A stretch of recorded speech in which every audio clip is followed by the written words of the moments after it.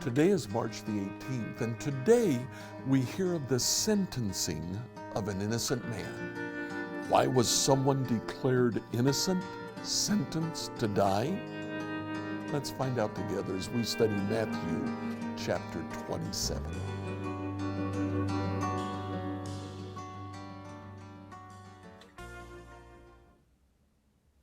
So yesterday, we discovered that Pilate declared Jesus innocent of the accusation of leading a revolution against the Roman government.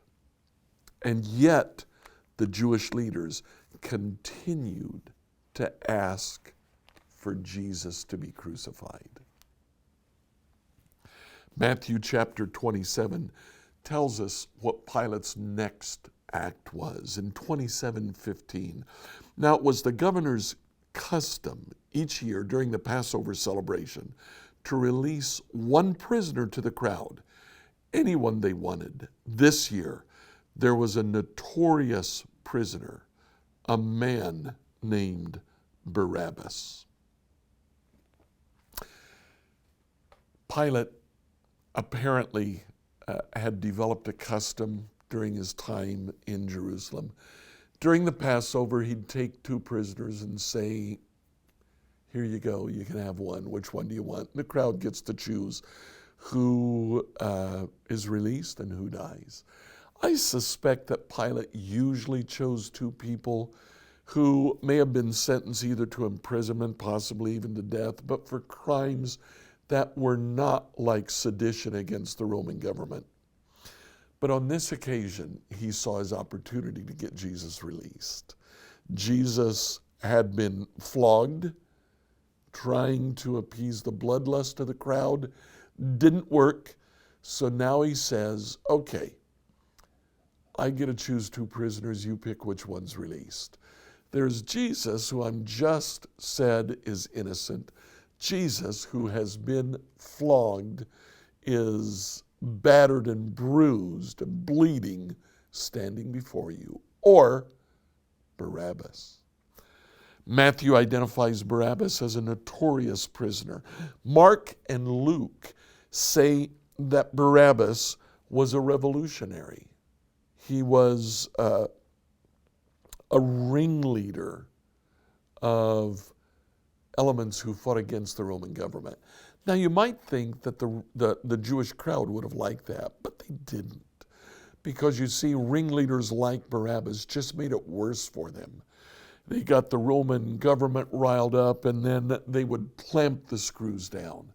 So the Jews wanted a Messiah who would lead them against Rome and defeat Rome, but they didn't want these small ringleaders to be constantly picking, constantly fighting Rome, because that just made things worse. John, in fact, calls Barabbas a thief and a bandit. Apparently, Barabbas was just not a good guy.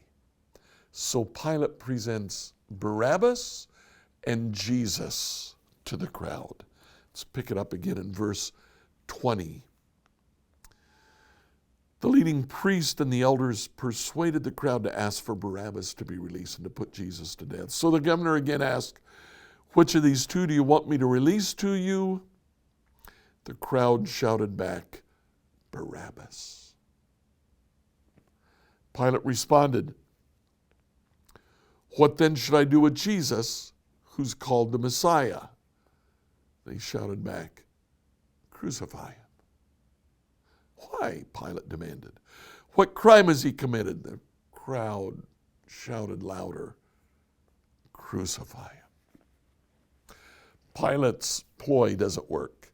Presenting Jesus and Barabbas, the ringleaders had already talked to the crowd, and a limited crowd that was very much in the Jewish religious leadership's pockets said, "Give us Barabbas.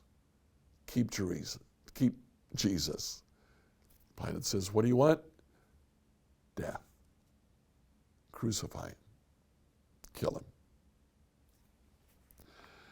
Pilate, in verse 24, when he saw that he wasn't getting anywhere and that a riot was developing, he sent for a bowl of water, washed his hands before the crowd, saying, I am innocent of this man's blood.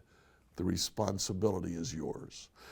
And all the people yelled back, we will take responsibility for his death, we and our children. So Pilate sent Jesus out to be flogged again, and then he gave him to the soldiers to be crucified. Now, just exactly what is it that's going on here?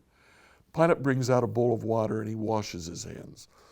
We have a saying today to wash your hands of something that comes from this passage. It's a metaphor that Pilate is using, a symbolic act to say, I am innocent of Jesus' blood, and yet Pilate is the only one there who can order the soldiers to crucify Jesus, which he then does. The crowd, for its part, says, we take responsibility for Jesus' death. And Jesus was sent to be crucified. What's going on here is that Pilate is trying to deny the guilt of Jesus' death simply by denying it, by saying, hey, it's not on me, it's on you. And yet Pilate's the one who does it. How many times today do we try to do the same thing? We try to avoid guilt simply by saying, hey, not my fault. It's not my problem. We wash our hands of it when we are indeed responsible, when we are indeed guilty. Now, guilt is a funny thing. There is meaningless guilt. Sometimes we're made to feel guilty when we had no responsibility, especially children.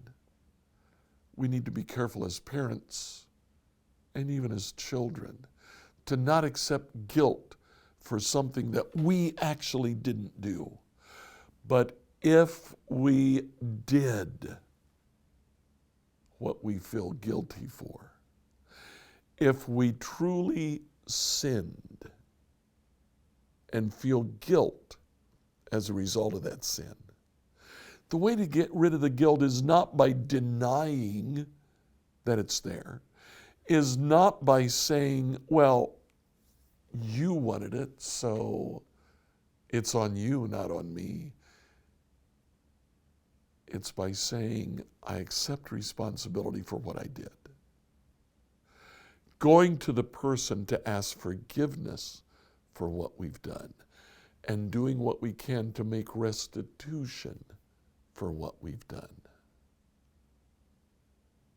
You go to the person, you ask forgiveness, you make restitution, and the guilt disappears.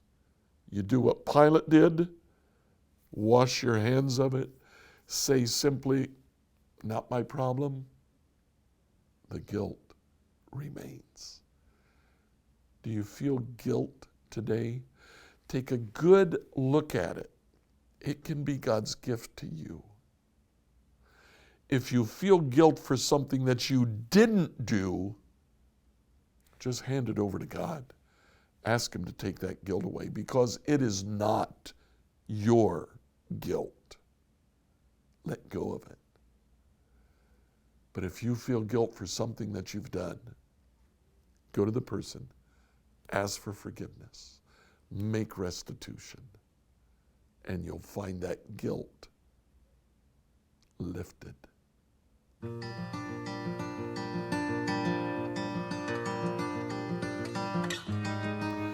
I encourage you to like, follow, and subscribe on whatever platform you use to listen to this devotional.